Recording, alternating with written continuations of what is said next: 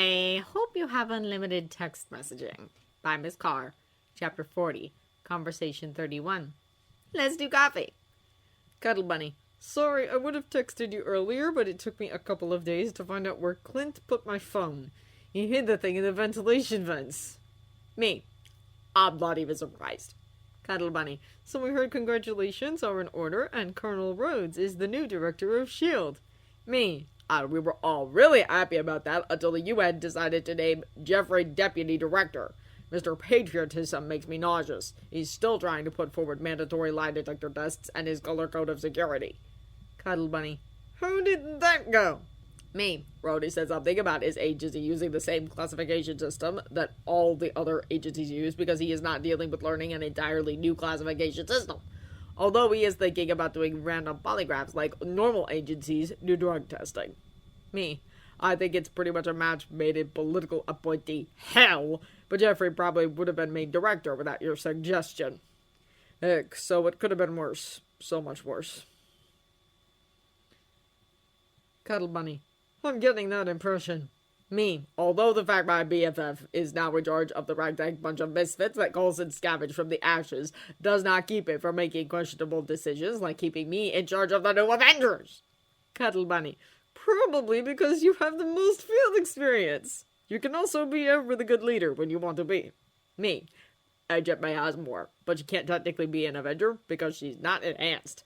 Now she is a leader. Cuddle Bunny. This is a new rule, right? Because Widow didn't have any powers. Neither did Barton. Me. That was before we had 11-year-olds waking up with superpowers. Cuddle Bunny. You don't have powers, but you're still there. Couldn't you just make her something? Me. I think the armor would just slow her down. She is more of a hand-to-hand type person. Okay, this morning I saw her single-handedly beat up S.H.I.E.L.D.'s new enhanced threat team. I would love to see what she could do with the shield. Cuddle Bunny. I would too. I trained with her a couple of times. She even caused me to work up a sweat. Me. Sex is not training unless you're doing it right. Although with you, maybe it could be. Oh, the positions I would try out with you. Have you ever read the Kama Sutra? Cuddle Bunny. You know, if you keep making jokes like that, I'll take you seriously. Me. Please do. And speaking of being serious, I would kind of love to make May your successor. It would really piss off everyone who keeps pressuring me to turn over the shield to some hot blonde guy or even Rhodey's deputy. You know, someone who screams All-American and Mr. Patriotism tries to at least look that way. Me. Personally, a lifelong public servant definitely screams All-American to me. What's more American than a tiny woman of Asian ancestry that can kick all your asses? We are a nation made of many. It's who we are. Cuddle Bunny. Next time they do that, just hand over the shield to Melinda. Me. I'll remember that for the next training exercise. Cuddle Bunny. Did it go better this time? Me. We took out everybody and I got to practice using full armor, which was interesting, considering one of my teammates can actually melt me. Cuddle Bunny. Do you think that he would actually try that? Me. I don't think so, because he called me hot twice and wants to invite me to coffee. Or at least that's what I overheard before they discovered that I'm fluent in Spanish. Cuddle Bunny. Do you really think it's wise to date a teammate? Also, how did they figure out that you speak Spanish?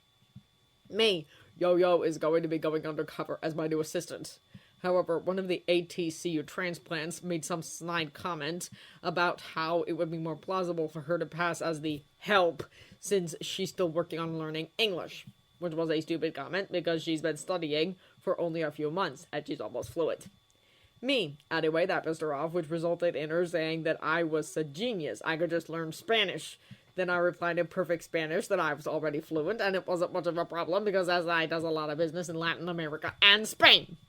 Me. Although because of that, we are doing exercises tomorrow all in Spanish. So if you ever plan on coming back, you better brush up on your Spanish. Cuddle Bunny. I'll remember that. Me. Look, the dating someone on my team isn't going to be a problem for the foreseeable future because Rhodey can't deal with getting you guys back in the good graces of the UN until S.H.I.E.L.D. has at least rolled out as a real agency again.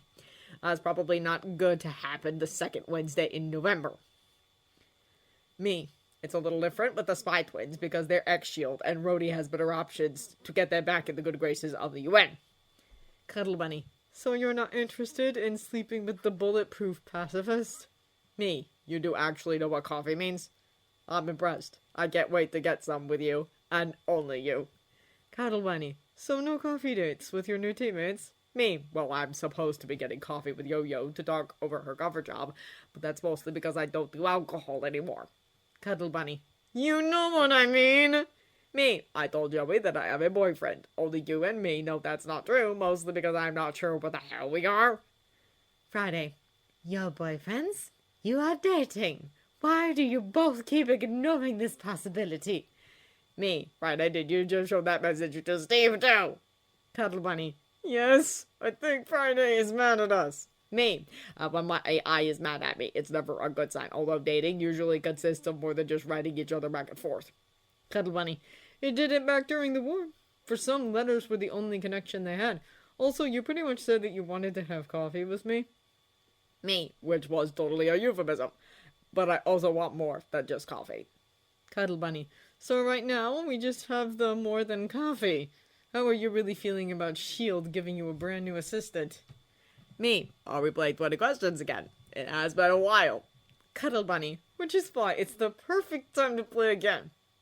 Me, I'm starting to maybe like Yo-Yo. I definitely need more people in my life that don't take bullshit from anybody. I also think this is a disaster waiting to happen, but thanks to her one-woman campaign against various Colombian drug lords, it is probably best for my new teammate to be under the protection of the Stark lawyers. Me. So how did you find out about the new fearless leader of an organization that does not yet to exist? Cuddle Bunny. Laura told me when I talked to her a couple of days ago.